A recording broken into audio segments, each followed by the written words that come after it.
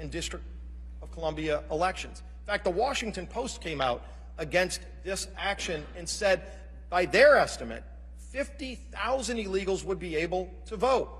People at the Chinese embassy would be able to vote in D.C. elections. How ludicrous is that? And yet that's the law of the land in D.C. unless we reverse it. So we're going to bring legislation to reverse that action as well. I'm curious to see how my Democrat colleagues in the House will vote, and then ultimately how the Senate will vote as well, because those bills could end up on President Biden's desk to solve real problems. So my guest tonight is going to be Dr. Jerry Stefanik. Dr. Stefanik is the coroner of my home parish, Jefferson Parish, a parish of about 430,000 people. Last year, he unfortunately was the one that had to diagnose and record the deaths of almost 300 young people from fentanyl. Almost 300 of our young people just in my home parish. Now, for perspective, when he took office 10 years ago, the number of fentanyl deaths were 2. 2 people died 10 years ago from fentanyl deaths. Last year, almost 300 young people were taken because of this open southern border. This open border under President Biden has had devastating consequences for families all across America. Today alone in America, almost 200 of our young people will die because of the fentanyl coming across our open southern border because Joe Biden refuses to take action. It's why Jim Jordan's committee and Dr. Green's committee are taking action to bring border security legislation to the House floor. But we don't need to wait for Congress to take action. Joe Biden could reverse this today by signing executive actions to protect those young people from dying, but he won't do it. Every single day, yesterday, today, tomorrow, 200 young people will die, and this president won't take any action. I wonder if he'll talk about those deaths tonight, if he'll talk about the devastation to those families and every community in America who's experiencing this. So Dr. Stefanik will be here to talk about it. Unfortunately, he's the one that has to talk to those parents. He shouldn't have to if Joe Biden did his job. With that, we'll be happy to take some questions. Yeah. The president, he hinted at in his preview of his State of the Union speech that he's looking to perhaps tax the wealthy. Can you get your thoughts on that?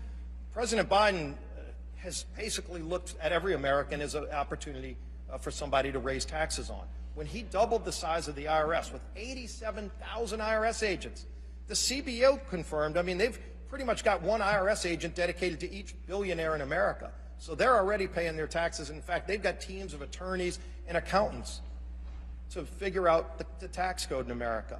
What President Biden wants to do is go after people making under $200,000, under $100,000. We gave them an opportunity, by the way, to protect those hardworking families from seeing their taxes go up, and Democrats blocked every effort when the bill was going through to raise taxes multiple times last Congress. We had an amendment to say, for example, President Biden's campaign promise, nobody making under $400,000 will pay a dime in new taxes. You remember that statement. He said it over and over again. The problem is it wasn't true because we had an amendment to say what Biden himself promised, that nobody under $400,000 will pay a dime in new taxes. Do you know every Democrat blocked that amendment? That amendment did not get on the bill. He wants those single moms working 2 jobs at a restaurant somewhere to pay more in taxes because that's what will happen under his legislation, and CBO confirmed it. So what I would say to President Biden is stop going after these hardworking families who are struggling under the weight of his far-left policies. Let's try to get the burden of the federal government off people so that they can go experience the freedom and opportunity everybody deserves. Yeah. Mark Scott with the Tip-Off Times. You mentioned that President Biden stopped fentanyl inflow with an executive action. Are you referring to a military? No, I'm talking about all the policies that were working just 2 years ago. You know, day one, he stopped construction of the wall. Was still paying the contractors, but made them abandon the work site. He got rid of the MPP protocol, the Remain in Mexico protocol that was working. It was an agreement President Trump had gotten with the president of Mexico to say if somebody wants to seek asylum, asylum is really at the heart of a lot of the flood of people coming over every single day, to say that if you've got a valid asylum claim, you've got to remain in Mexico while you do that. He actually got Mexico to protect their own southern border. And Mexico was doing that. That was stopping a lot of the flow. And immediately, day one, Joe Biden got rid of all those policies. So he can restore the things that were working. He just refuses to. So we're taking action to bring legislation to secure our border. There's been a lot of fixation, obviously, on the Chinese spy balloon, but several of you have said that young Americans have the Chinese spy balloon in their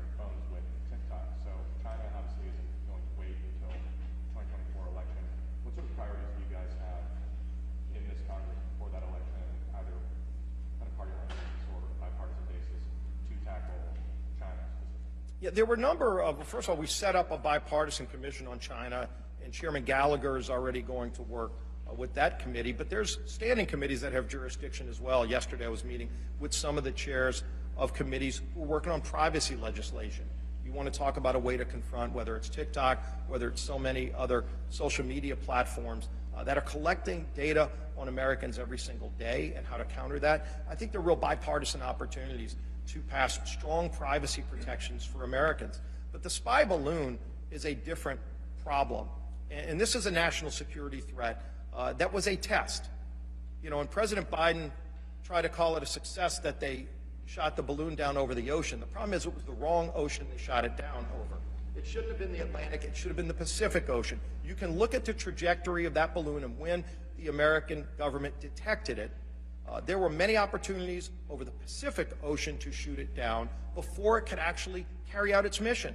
It completed its mission. President Biden let it complete its mission before he shot it down.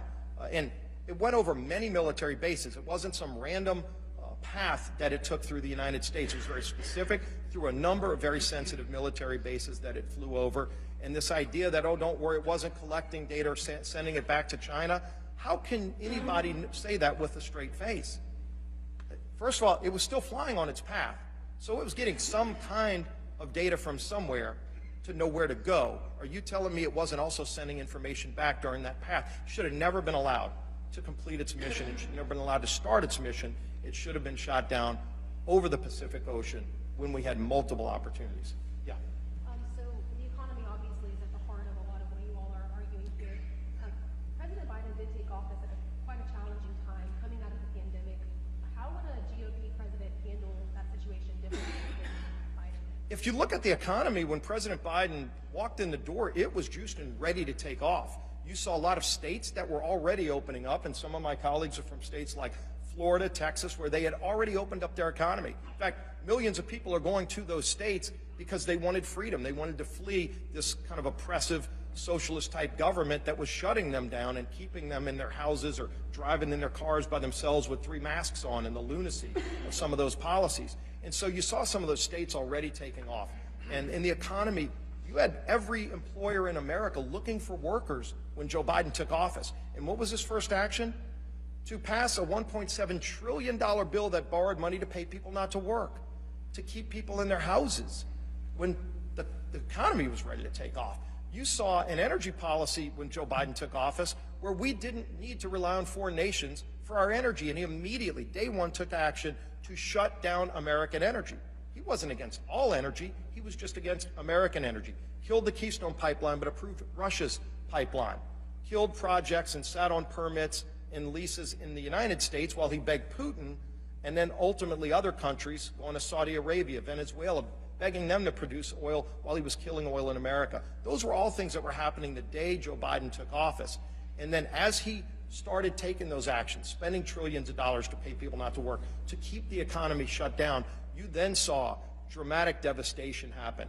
Energy prices through the roof, inflation through the roof, a supply chain crisis. We've seen crisis after crisis just at the Department of Transportation. And yet, no action taken. They just sit back and let it happen. A balloon flies over the United States collecting data over every military base in America, and the president just sits by. Says he gave the order on Wednesday to shoot it down, but it didn't get shot down on Saturday. Did he send it through the mail service? Who did he give the order to? I thought he was the commander-in-chief. Has anybody asked the president that question? If you really gave an order to shoot down a spy plane from China on Wednesday and it didn't happen till Saturday, have you fired every single person that refused to obey the commander-in-chief's order? Those are the things that happened under Joe Biden. Yeah.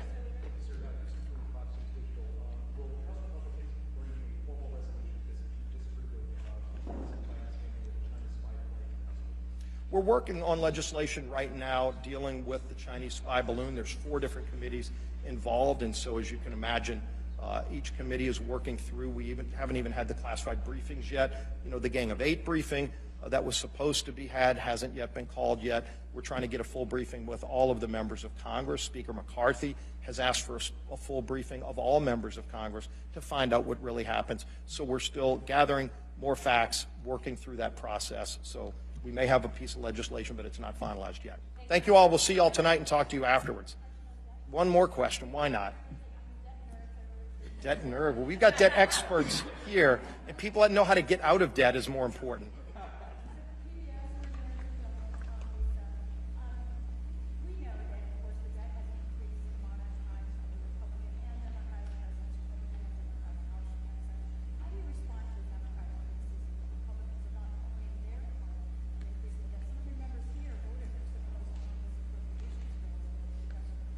Well, first of all, if you go back through time, there's always been a conversation about the debt ceiling, and it's around the time that the spending happens.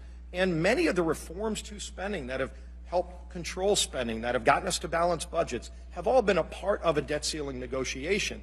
President Biden himself, when he was a United States Senator, talked about that when he voted against one of the debt ceilings years ago. So you can go watch that tape. We'll get it to you if not. PBS probably has it. So ultimately, if you look at what should be on the table, the debt ceiling today is maxed out because President Biden and Speaker Pelosi and Chuck Schumer went on a spending binge like the country has never seen, trillions of dollars over the last 2 years, and they didn't pay for it. They had the opportunity to pay for it when they were spending, and they didn't. They dumped it on this new Congress, and so we are going to deal with it responsibly. We want to make sure that as we're talking about the credit card of the nation being maxed out by Joe Biden, we also talk about how to get control over spending so that we can start living within our means, just like families have. Families have this conversation every month when they look at their credit card bill. They don't just ask for a new credit card and go max it out. They talk about how they can actually get control so they're not in this spot again. That's what we should be doing. Thank you. See you tonight.